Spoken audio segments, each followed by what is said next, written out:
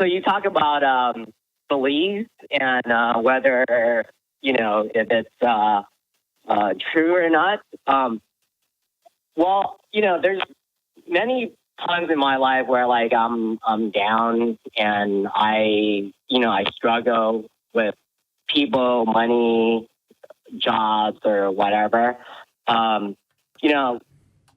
Believing in something just kind of like gives me the strength to move on, to proceed forward with my life, even though there's like no evidence for it, which is faith is, and faith is how you define it is just an assertion, without a belief asserted without evidence.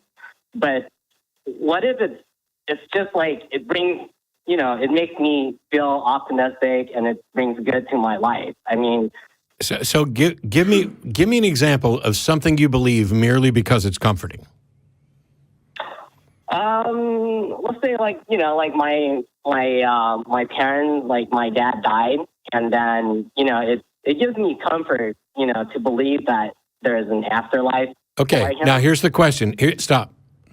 Do you actually believe there's an afterlife, or are you acting as if you believe there's an afterlife because that provides comfort?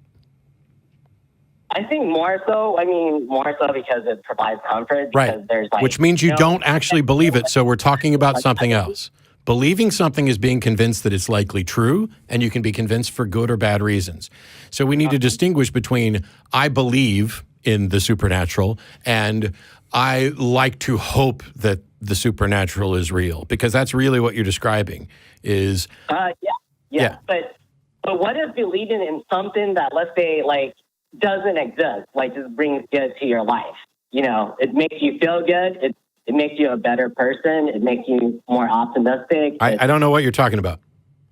So we made a distinction between actually believing something and merely hoping that it was the case. And so now you ask about believing something that doesn't exist that might benefit you. Are we talking about actually believing it, or are we talking about emotions of belief and just hoping that it's true?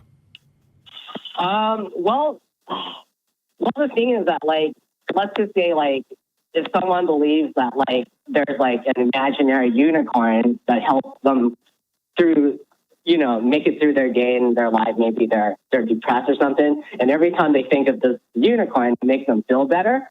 So, like, I guess, like, the evidence would be, it makes me feel better, Chris, in the scenario you're describing, I'm assuming you're saying the unicorn doesn't actually exist. The person believes it. That's your scenario, right? Yeah.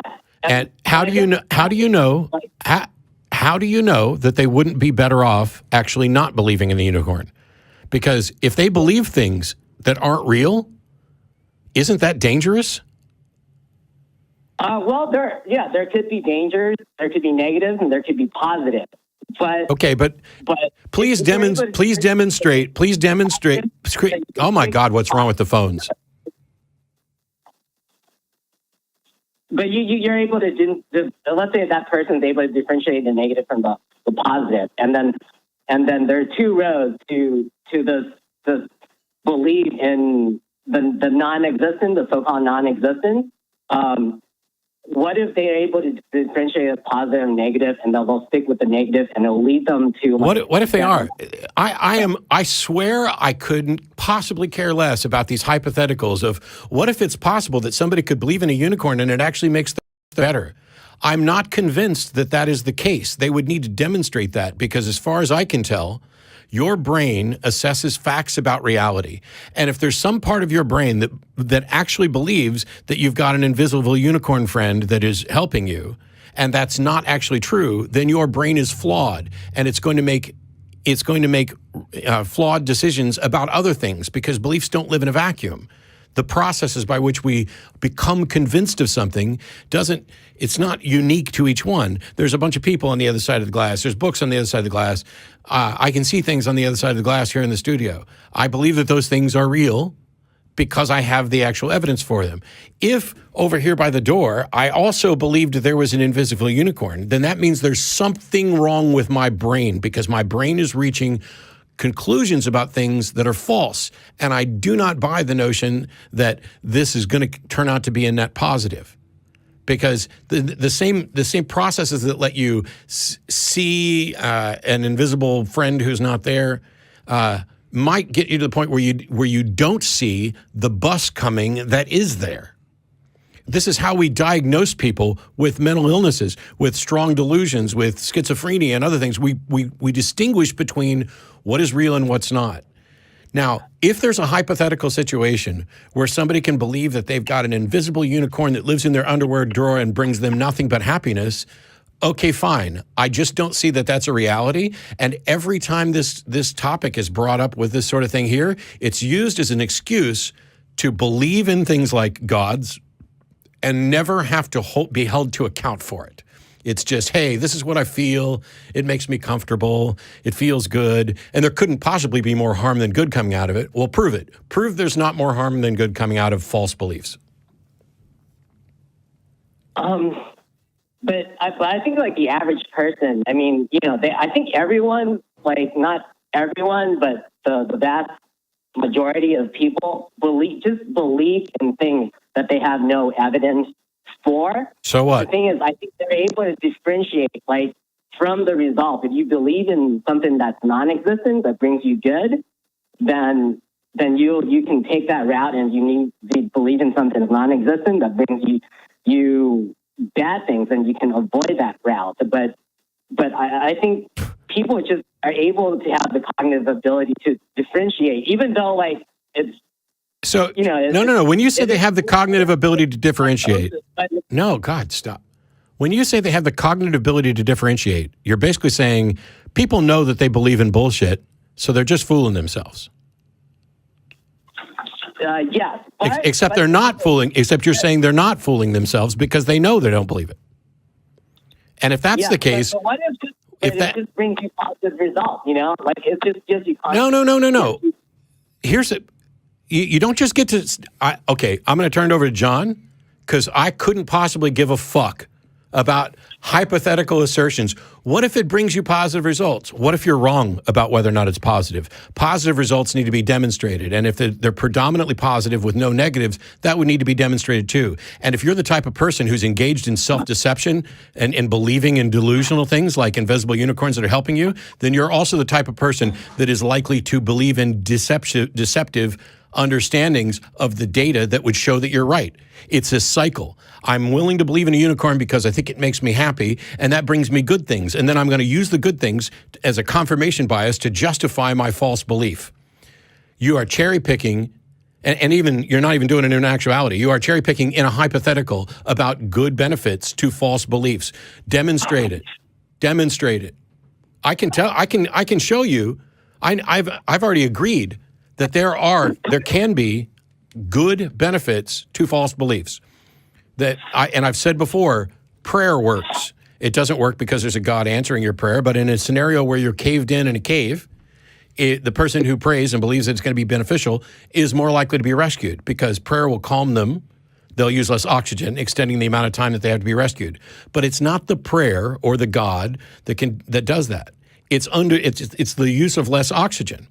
And so the real benefit, the one that is data-driven, the belief that is true, that would be useful to hold, would be that if you are in a cave-in, you need to remain calm and use as little oxygen as possible.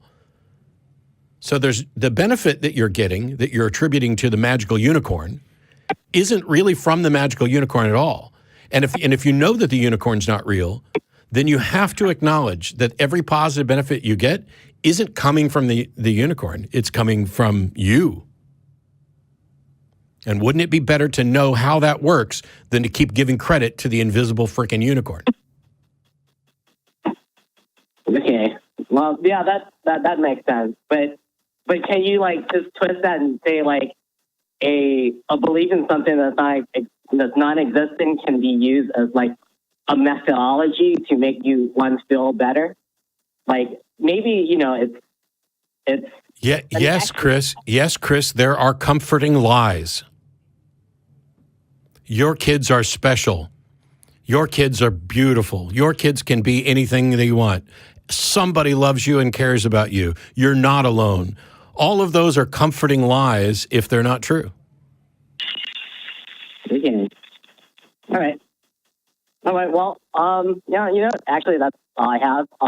Thank you. I really enjoy your show. I love the way you guys argue and present like your arguments again. I didn't know if John had anything to add on the invisible unicorn. I kind of went that way. I thought you were going to turn it over to me. I was.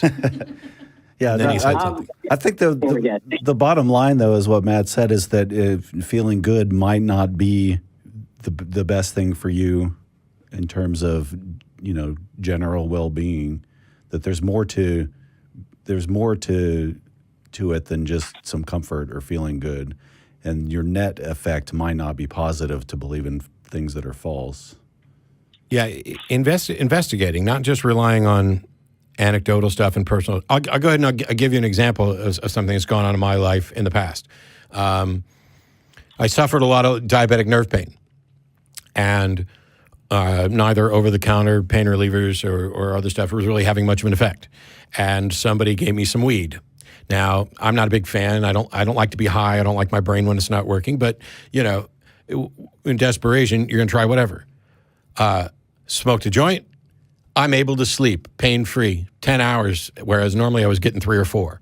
Now, does that mean that I have good reason to conclude that marijuana is good for pain relief? No.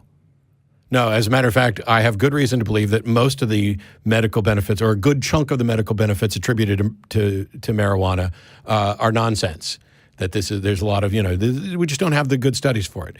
But it could be that the marijuana reduced the pain, or it could be that the marijuana just made me high enough I didn't give a crap about the pain. And either way, I don't care, because if I ever go like another week with 2 hours of sleep, 3 hours of sleep, 2 hours of sleep, and I want to get a good night's sleep, I'm going to smoke and see if I get another 10 hours of sleep. I'm not believing that the marijuana is the secret perfect cure for pain. This is what I experience. And I would never, it's fundamentally the same as saying, okay, I did this, but the reason that the marijuana works is because there's an invisible unicorn that rolls those joints. That's where I'm saying it would be a step too far to take it. Okay.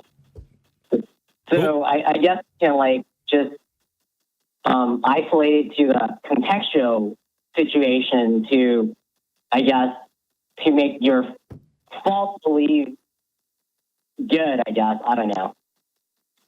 Well, we lie to ourselves all the time, and we do stuff that we know motivates us.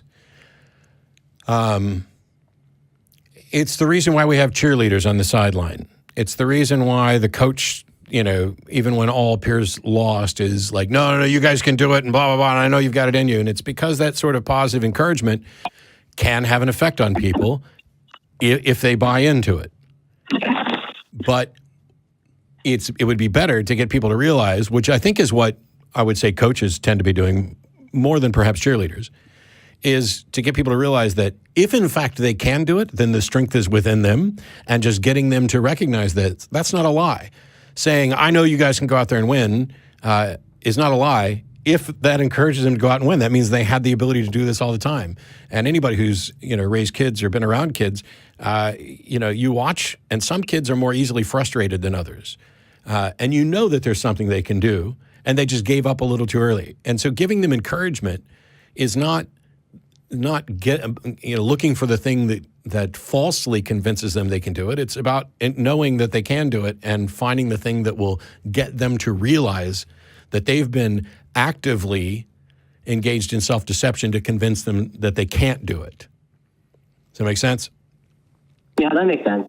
All right. And if the coach were to hand out everyone a pair of lucky socks and say, if you put these socks on, you'll win, even if some of them believe that, that's not a good thing for them, because if they think it's out of their control and it's the socks that's doing it, they're not going to be motivated at all to do what really helps them win the game. It's Dumbo's magic feather. It's Thor's Mjolnir. All right, cool. Thank you, guys. Sure. Thanks, Chris.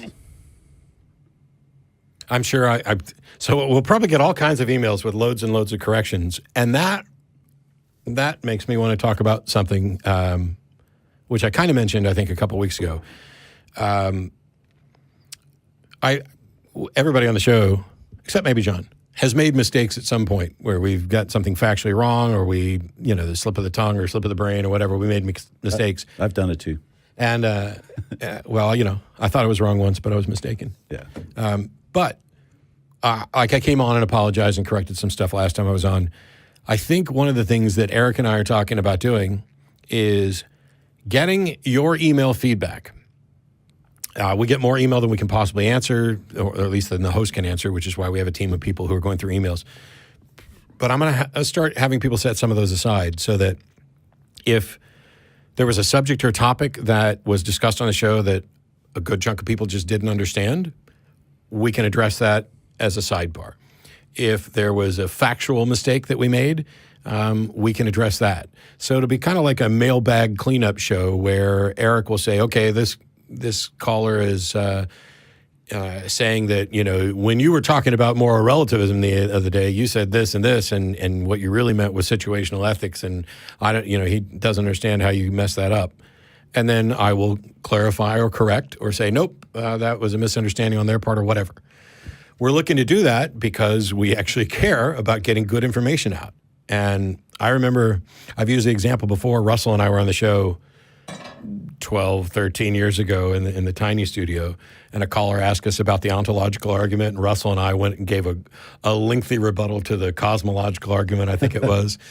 And we looked, justifiably, we looked like complete dilettantes, whether we actually knew the subject or not. But